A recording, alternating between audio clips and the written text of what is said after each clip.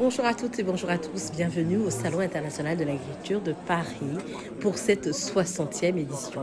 Et oui, le salon fête ses 60 ans.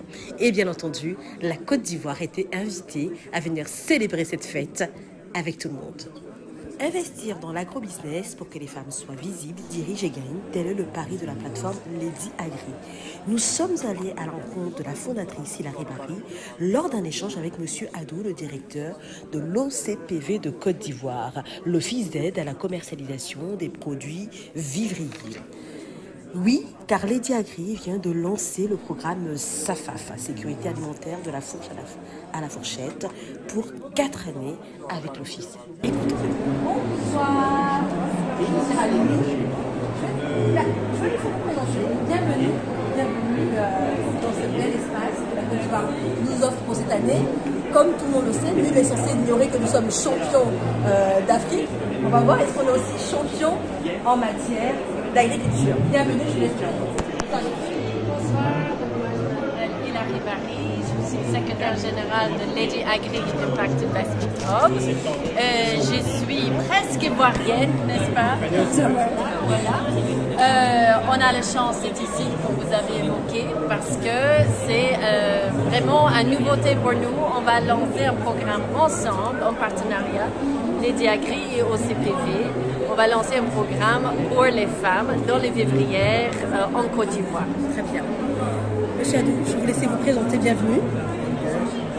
Merci bien madame, je suis monsieur Adou Bernard Yénier, je suis le directeur général de l'Office d'aide à la commercialisation des produits vivriers OCPV.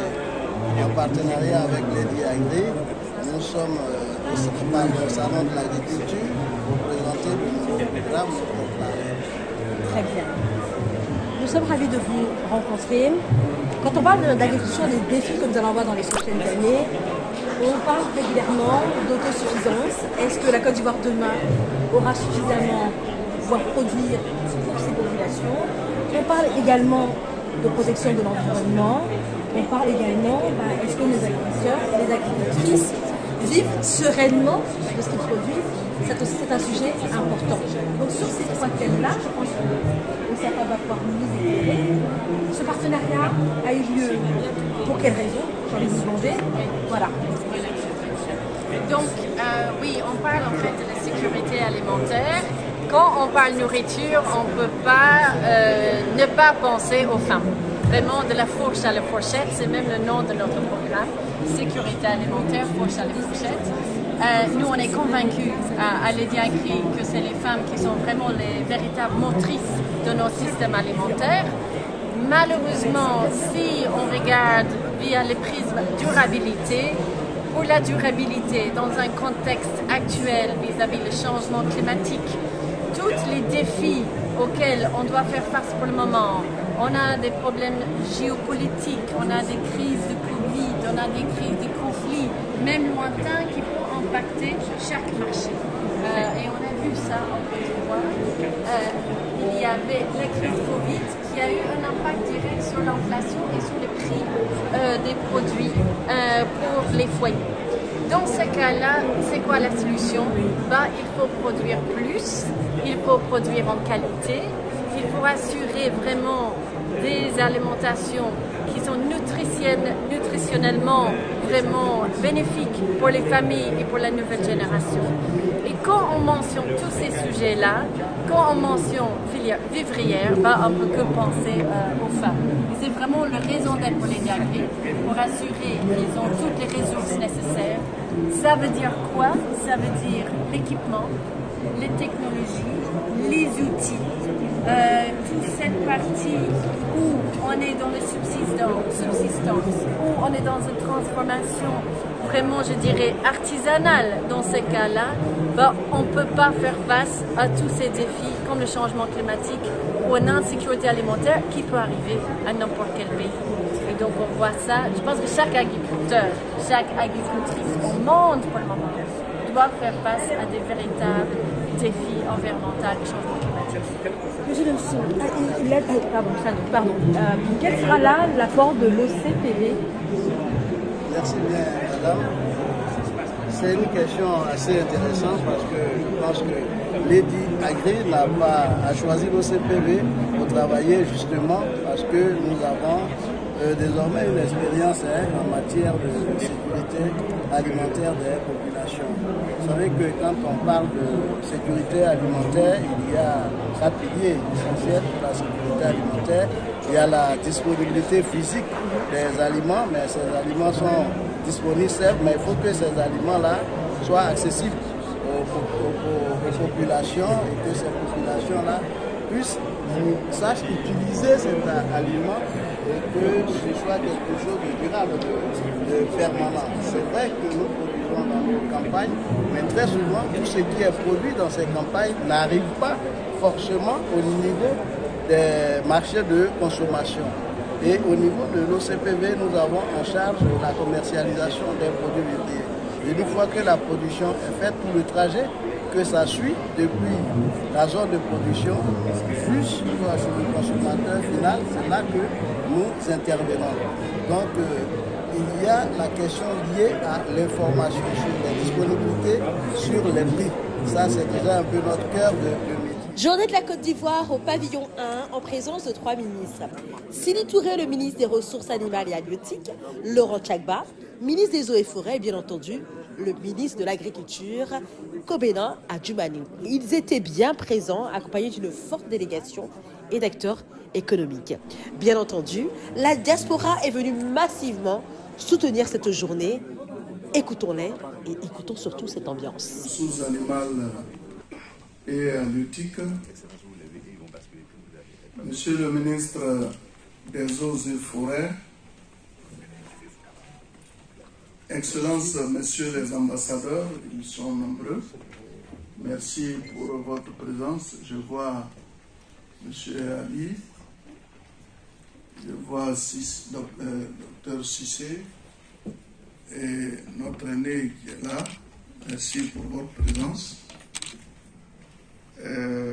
Chers invités, Mesdames et Messieurs,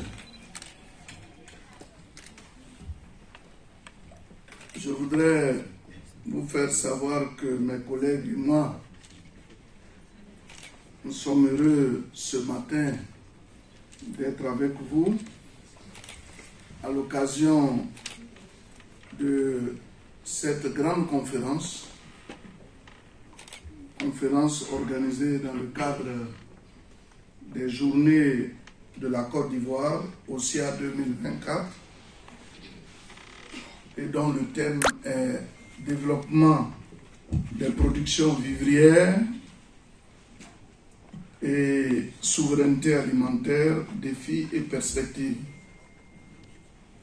Après l'édition 2023 du Salon international de l'agriculture et des ressources animales d'Abidjan, qui a tenu toutes ses promesses, il n'y a pas meilleur endroit pour nous réunir que le SIA, qui nous permet de montrer notre savoir-faire en matière agricole et d'apprendre des autres, ainsi que de rencontrer des investisseurs privés et les partenaires techniques et financiers pour présenter nos priorités en matière d'investissement dans le sous-secteur des productions vivrières et bien entendu dans les autres secteurs d'activité tels que présentés tout à l'heure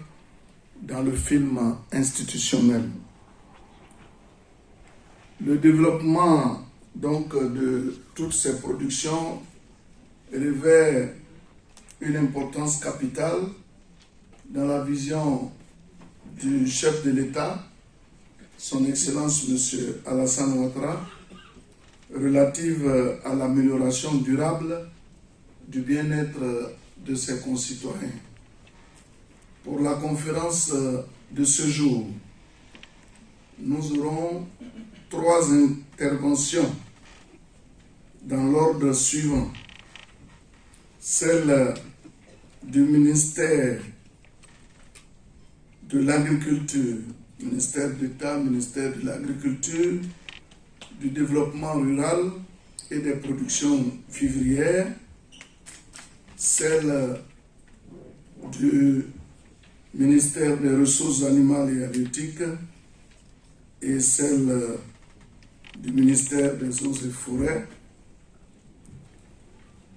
Après quoi, nous aurons droit à une série de questions auxquelles nous allons répondre.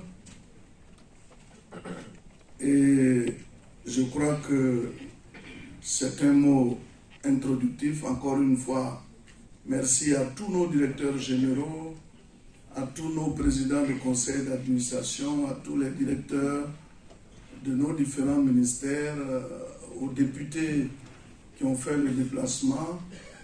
Monsieur le ministre Karl, merci d'être là. Levez-vous au revoir. Il était précédemment ministre des Ressources animales et halieutiques à l'époque et il est avec nous. Merci à tous les opérateurs économiques et financiers. Merci également à nos frères et sœurs de la diaspora qui sont venus nombreux pour nous accompagner dans notre volonté d'être souverains en matière d'agriculture. Sur ce, je déclare officiellement ouverte la journée de la Côte d'Ivoire OSIA 2024. Je vous remercie. Nous allons nous déplacer pour suivre les différentes présentations.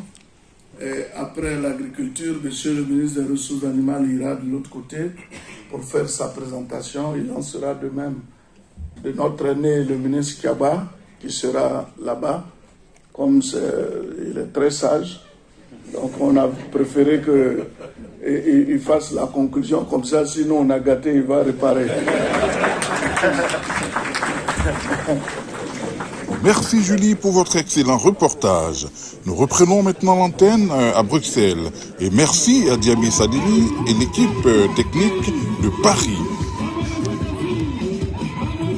Et c'est donc sur cette note d'humour du ministre Adjoumani que nous avons terminé cette journée consacrée à la Côte d'Ivoire.